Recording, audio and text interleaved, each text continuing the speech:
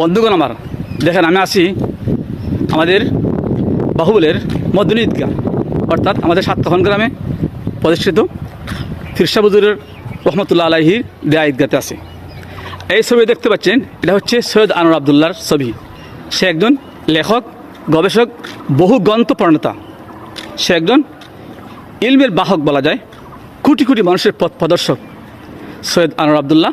সে বলেছে এই ঈদগাহ রং করার জন্য যে পরিমাণ টাকা লাগবে ওই টাকা সে বহন করবে।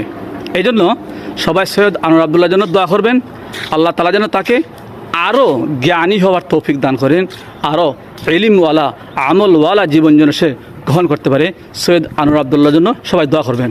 আর শুনেন, যারা তাকে ভালোবাসেন না, আপনারা কুরআন হাদিস ইজমা কিয়াসের ভিত্তিতে দলিল সহকারে কিছু গঠনমূলক কমেন্ট করবেন, কেন আপনি তাকে ভালোবাসেন না।